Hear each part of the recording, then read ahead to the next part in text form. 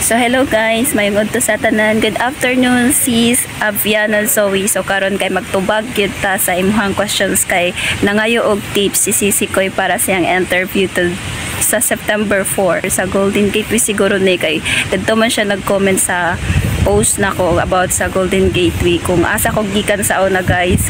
Katong trainee pa ko dari way back 2017 until 2020. So mao na akong agency Golden Gateway sa Cebu na sa 20. And then dito nag-comment si Sisi Koy, so basin dito siya sa Golden Gateway siya mag-interview. So nangayo siya og tips. So before that, nata diri sa akong dako kayong hawanan diri sa Japan char.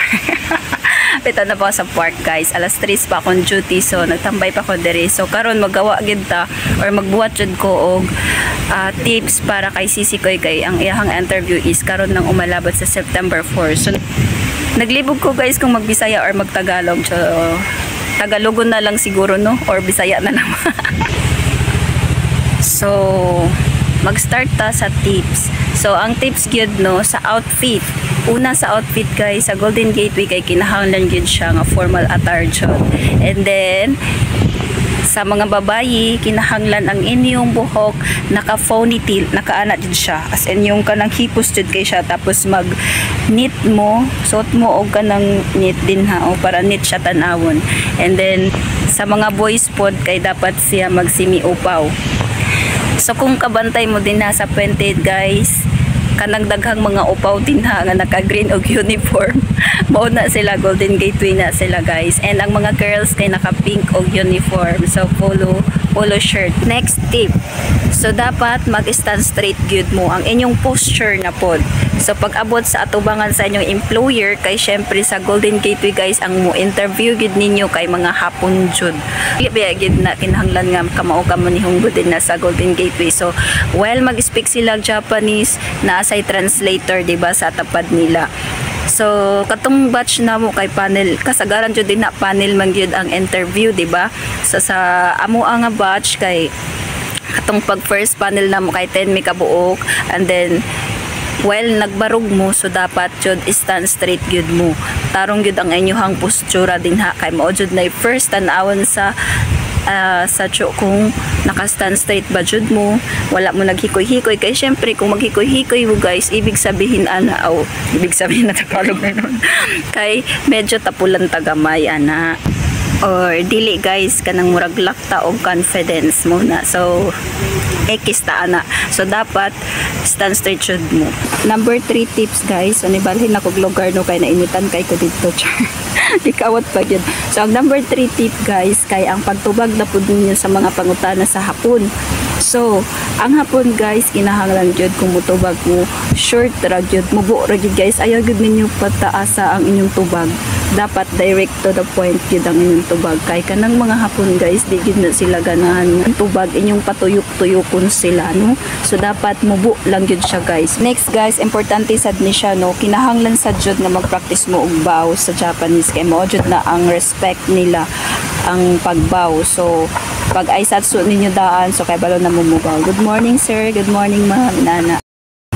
Next guys, ang inyong na pong facial expression. So dapat guys inyong tanaw na yung facial expression murag kuan gid wa kay mo di kay mo maklaro nga nakulbaan na mo murag kakuyapon na mo sa kakulba. So dapat bisag kulba na kay inyo dughan guys syempre employer good na. So dapat gihapon naka-smile mo siya pero ayaw sad kay nang palabing bungis-ngis ra pud kay guys ha. Kanang sakto lang nga smile. Para sa char. Bitaw kanang dili kay mo makita bitaw nga kanang nakulbaan mo kanang makita lang nila nga murag ready na gid siya sa interview and ready na gid siya mutubag sa akong mga pangutana and interesado gid kay ni siya nga mo apply diring dapita ug mo adto diri sa Japan char ana. Next tip Sisi Koy, di jud nato kalimtan nga mag-pray and have belief on yourself and faith sa inyong kaugalingon kay syempre si Lord raman jud ang nakahibaw gid sa tanan no. And ang pag-apply sa abroad guys kay para sad sa ako kay if dili pa gyud para sa imuha dili pa gyud ka bisan unsaon nimo ka maayo mo answer unsa ka kakuan pero dili pa gyud siguro time nimo nga makaanhi dili pa jud na ihatag sa Ginoo. So mo na siya, be confident nya, paningkamot lang jud siya, and then pray sa iyaha nga unta Lord giyahan nimo kung kani akong pag-interview makapasar ko, makadawat ko kay mauni akong pangandoy nga makaadto sa Japan. And this is the last tip guys, very important jud kayo ni siya nga tips. So do not overconfident guys, be confident enough but do not overconfident. Maugid na kasagaran jud nga mahagbungan sa uban kay syempre nagsalig na sila na may nakay sila mo English, may nakay mo kuan, so parang ilahan na lang gihimo ba nga kana sige confident, pero over na da ito ang ilang pagka-confident. So ang mga Japanese mong good guys kay di na sila ganan og overconfident, kay base sa disclaimer lang ha, base lang sa akong mga na-experience na kauban sa pag-interview sa una, which is kami sa una guys kay 60 mi kabok pero duhara ang gikuha no, so duhara mi ang napili na nakapasar, tulo dala sa reserve. But guys, wa jud ko nag-expect ato nga ma-appeal ko sa duha. Kay imagine no, daghan kayo mo tapos duhara mo ang nakapasar. And then kay balo ko sa kong kagalingon nga di jud kay ko kahibaw mo English. So mo English man gani ko pero yabag-yabag jud kamay ko grammar. Di jud gamay dako jud nga pagkayabag no. So ang akong mga na kay panel interview man siya, so makadungog jud ka sa mga answer sa imong mga kauban. So sa by batch na lain mong batch kay syempre sa initial interview lain imong mauban, sa final sa secondary interview o sa final interview lain imong makauban. So based sa akong mga nakauban, daghan kay kong mga nakauban guys nga as in grabe ka straight kay sila mo English, and then as kay lang tubag guys, and then as in maayo ka jud sila mo English, layo ra jud kay ang akong tinubagan sa ilaha, kay ako tinubagan jud kay grabe jud as in murag kinawat ang English. So mao to guys, kinahanglan jud nga dili kaayon nyo palabyan ng over yung imong confidence ba, overconfidence mao jud na pinaka-importante guys. Kay para man gud sa ilaha guys, kung overconfident ka inig abot ninyo diri sa Japan, dili na mo mayano-yano sa ilaha.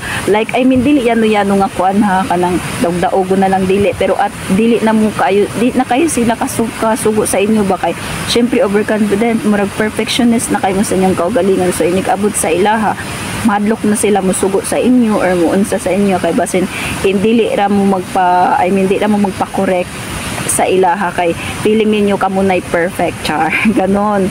Sa mo to siya sisikoy sa mo na kong tips. So unta imuhang ma-apply inig interview nimo pohon, and hopefully makatabang ni nga tips. So maghimo tag video about na pod sa mga questions, kung unsay mga kasagarang questions diha sa Golden Gateway inig interview nato. So thank you Sisikoy for watching, and hopefully makapasar ka sa imong interview. Good luck and God bless you sa imong interview. Thank you so much. Bye bye.